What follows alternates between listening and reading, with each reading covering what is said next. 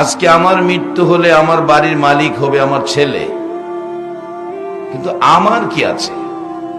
আল্লাহ না করুক আজ রাত 4টায় যদি আমি তোফাজ্জলের মৃত্যু হয়ে যায়, কালকে বিকাল 4টায় কি আমার গায়ের জামা কাপড়গুলো থাকবে? এই জামা কাপড়গুলো খুলে আমাকে সাদা কাফন পরানো হবে। সাদা কাফন পরাইয়া এমন একটা দেশে পাঠাবে, যেই দেশে শুধু যাওয়ার গাড়ি আছে, আসার কোনো গাড়ি নাই। আমরা আজকে যারা প্যান্ডেলে বসা, এই দেশটার মধ্যে আপনারা আর কতদিন থাকবেন এই হিসাবটা কি কেউ দিতে পারবেন? তাহলে এই দেশে আমার বলতে কিছুই নাই, কতদিন থাকবো হিসাবও দেওয়ার ক্ষমতা নাই। তাহলে এই দেশে আমি কিছুই না। এই দেশে আমি এমন একটা অবস্থায় আছি, একটা পাখির মতো। পাখি যেমন কিছুই নাই, গাছের ডালে থাকে, আমরা এমন একটা পাখির মতো আমরা উঠতেছি। বলবেন হুজুর তাহলে কিছু না থাকলে আমাদের তো কিছু দরকার। আমাদের কি দরকার? যিনি আমাদেরকে সৃষ্টি করেছেন ইনি খুব ভালো জানেন। বলুন, আমাদেরকে সৃষ্টি করেছেন কে? শুধু সৃষ্টি করে নাই, 18,000 মাখলুকের মধ্যে একটা মাখলুককে শ্রেষ্ঠ বলেছে। বলুন এই মাখলুকটা কোনটা? মানুষ। একবার আলহামদুলিল্লাহ বলুন। ফেরেশতারা নিষ্পাপ, তাদের কোনো পাপ নাই, মিথ্যা কথা নাই, মাফে কম দেওয়া নাই, হিংসা বিদ্বেষ নাই, দলাদলি নাই, মারামারি নাই। এদেরকে আশরাফুল মাখলুক বলল না।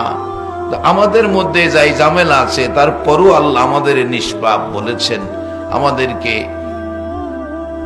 সৃষ্টির সেরা বলেছেন। শুধু তাই না, আরো বলেছেন লাকাদ খালাকনাল ইনসানা ফি আহসানি তাকবীম, আমি মানুষকে সুন্দর করে বানাইছি। আবার আমাদের জন্য আল্লাহ জান্নাত বানাইছে, আবার জাহান্নামও কিন্তু বানাইছে। আমি আপনাদের কাছে জানতে চাই, জান্নাত বানাইছে, আদরের সৃষ্টি সুন্দর করে বানাইছে মানুষের জন্য, জাহান্নামটা কেন বানাইল? জাহান্নামটা তো ভয় করে আমাদের। আমার বিশ্বাস আজকের উপস্থিতি আপনাদেরকে আমার আল্লাহ জাহান্নামে দিবে না, আপনারা জান্নাতি হবেন। কিভাবে ফাইসালা দিবে কোরআন। জাহান্নাম বানাইছে ঠিক আছে, কিন্তু আপনাদেরকে জাহান্নামে দিবে না, আল্লাহ আপনাদেরকে জান্নাতে দিবে।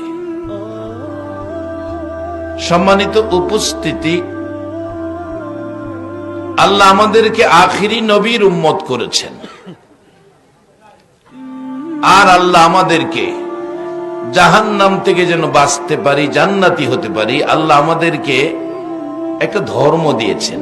এদেশে তো আমাদের কিছুই নাই, একটা জিনিস আল্লাহ দিয়েছেন, ধর্ম। সে ধর্মটার নাম কোরআনে বলছে ইন্নাদ-দীনা ইনদাল্লাহিল ইসলাম। এটা আমি আল্লাহর মনোনীত পছন্দের ধর্ম। তোমরা এইটার মধ্যে থাকো, তাহলে তোমাদেরকে আমি জান্নাত দেব। বাবারা, ভাইয়েরা, এই জিনিসগুলো বোঝানোর জন্য আমার নবী মা নাই বাবা নাই গো দুনিয়ার জমিনে এসে। কারণ আমার আল্লাহ মানুষ বানাইছে, একটা মানুষ জাহান্নামে যাক আমার আল্লাহর ইচ্ছা নাই। আল্লাহর ইচ্ছা হলো সবগুলো আদরের মানুষ জান্নাতে যাবে, জাহান্নামে যাক আমার আল্লাহ চাই না। যার বাস্তব কোরআনের মধ্যে আল্লাহ ডাকতেছেন ইয়া আইয়ুহাল্লাযীনা আমানু কু আনফুসাকুম ওয়া আহলিকুম নার। ও পৃথিবীর ইমানদার মেয়ে পুরুষ, মাগো তোমাদেরকেও ডাকছে।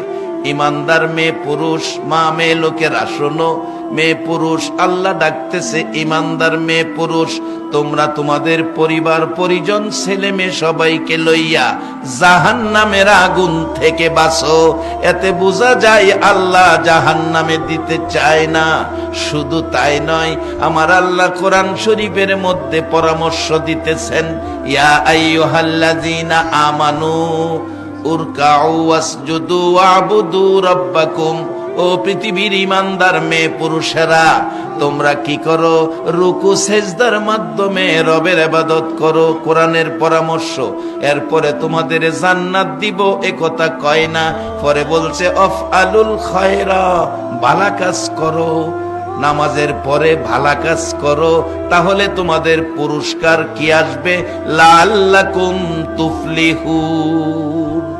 নামাজের পরে ইমানদার ভালো কাজ করবে, তোমরা জান্নাতি হবে। আল্লাহ নিজে বলতেছেন। আমার নবী বলেন, রে সাহাবীরা, আমি নবী বসে আছি, পথে দিয়ে পথিক যাচ্ছে। জিবরাইল এসে বলছে, হুজুর এই যে লোকটা যাচ্ছে, লোকটাকে আল্লাহ জান্নাত দিয়েছেন। রাসূল বলেন, জিবরাইল কিভাবে জান্নাত পেল জানতে চাই।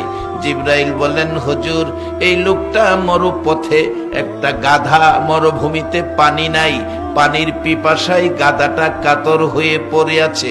আল্লাহর নবী গো, এই পথিক লোকটা পানি নাই বিদায় একটা তরমুজের বাকলা, তরমুজের বাকলার মধ্যে পানি পানি থাকে, তরমুজের বাকলাটা নিয়ে গাধাটার সামনে দিল। গাধাটা তরমুজের বাকলাটা খেয়ে পানির পিপাসাটা কিছুটা কমলো, শান্তি পাইল। হুজুর তরমুজের বাকলা পিপাসিত গাধারে দেওয়ার কারণে আমার আল্লাহ তাকে জান্নাত দিয়ে দিছে।